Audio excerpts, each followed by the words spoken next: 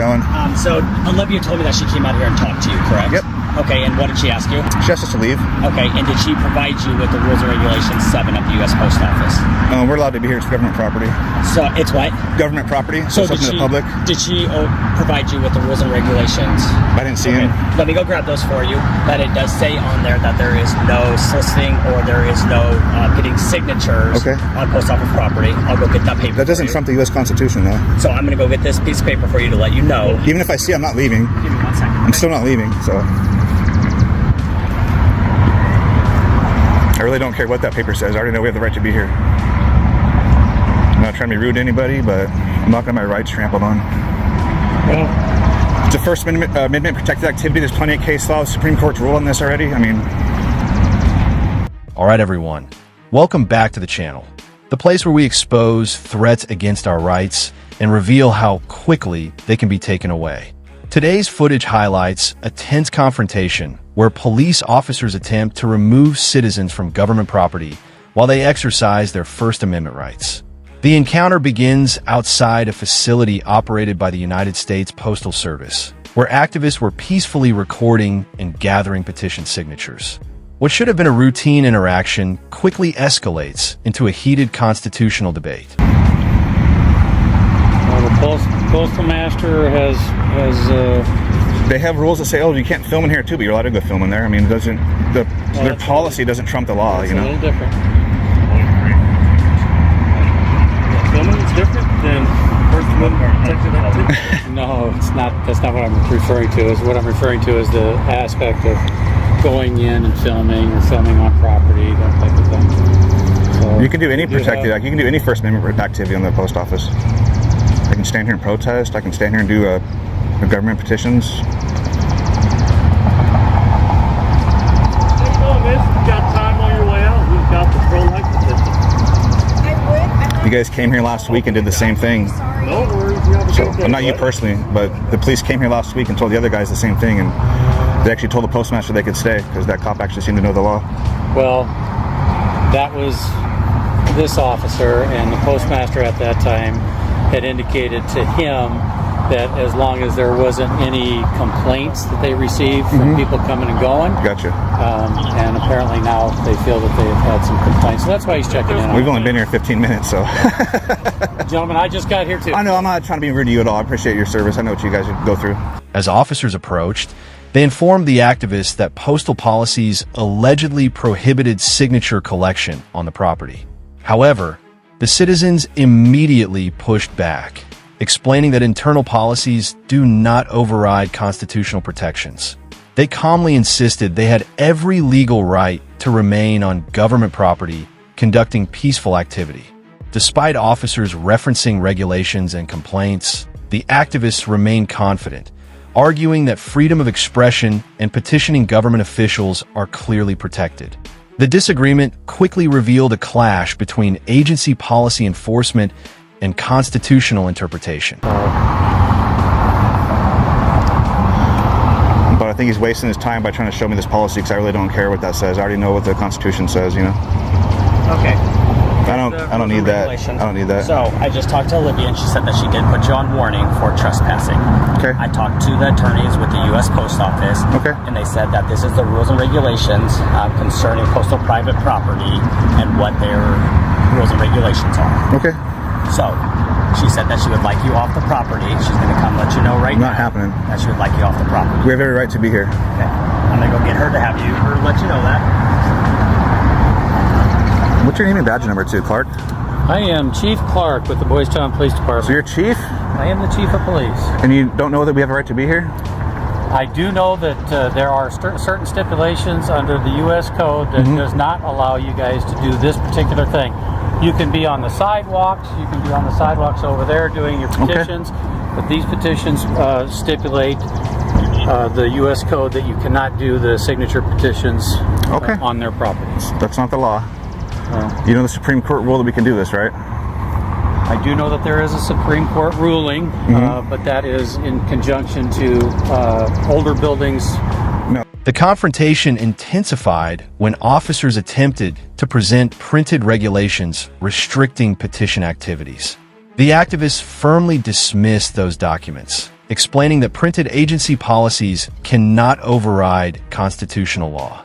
They referenced rulings from the Supreme Court of the United States, which has repeatedly affirmed public rights to expressive activities on certain government properties.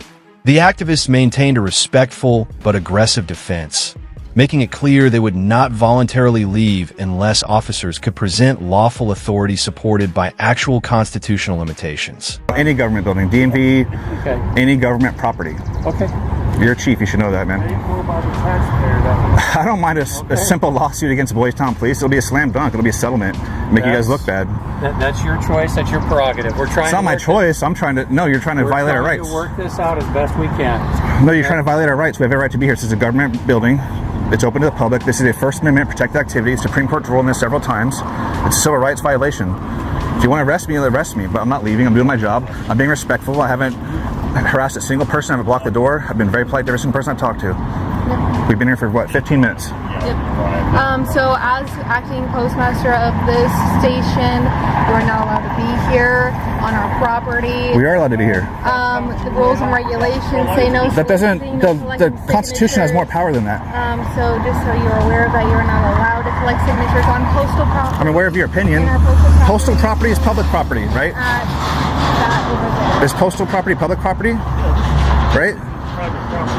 I'm asking you a question, miss. Is postal property public property? This is Boys Town property. Which is Private public. property. You'll get an education. I mean, it's fine. We can get arrested if that's what you guys really want to do. Tell them this. Okay. We don't want to arrest. The situation escalated further when the police chief personally arrived to address the dispute. Instead of calming tensions, the chief supported enforcement of postal regulations, arguing that signature collection could not occur on that specific property. The activists challenged his interpretation, stressing that public government facilities generally allow protected speech and petition activity. Their frustration grew as they questioned how a senior law enforcement leader could misunderstand constitutional protections. The exchange exposed serious concerns about training, legal interpretation, and authority boundaries within policing leadership. So, Well, then leave us alone. Trying to be respectful to you guys, but I'm not. what? Excuse me. Our 4 hours. Okay. Well, unfortunately, she She has no right to tell us to leave for what we're doing. Yeah. She has no right to tell us to leave. Come on Okay. down. Well, she does in accordance to the U.S. Code. No, we didn't break any laws. You can't be a trespass from public property unless you committed a crime. We know the laws, guys. Come on. Federal property. Which is public. And I talked to the attorney for the U.S. Post Office. Okay. And they said that this rules and regulations, what she provided, specifically say in here, I'll let you see this. It could say you can't wear a green shirt too, but it doesn't change anything. It doesn't mean it's a law. I don't care what it says. And collecting signatures or petitions are prohibited on postal service property. Just because they print that doesn't mean anything. The Constitution says it's not. That's just a piece of paper. The Constitution, the Supreme Court has ruled several times, guys. Come on, you know this. Okay. So I did talk to the attorney. I'm not leaving. Post Office. Okay. So I'm going to talk to him real quick too. So this is protecting unborn children from abortion. Yes, I know. What's your name and badge number? Deputy Chief Gill. Okay. Badge number 2035. Thanks. You know, you already know what I'm doing. Did Olivia let you know what is going on? I already know what I'm doing. Soon after, the acting postmaster joined the confrontation, firmly insisting the activists leave postal property immediately. The activists continued asserting that public federal property cannot arbitrarily restrict protected First Amendment activity. They explained that internal regulations cannot eliminate constitutional protections simply by being written into policy documents. Officers repeatedly referenced legal advice allegedly provided by postal attorneys, but the activists countered by stating that constitutional rights cannot be overridden by administrative interpretations or agency-level enforcement guidelines. You guys have a good day.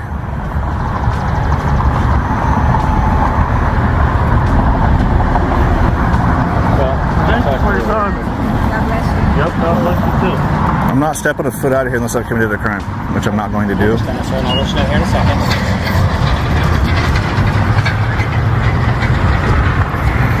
You got the full life. You got time on your way out.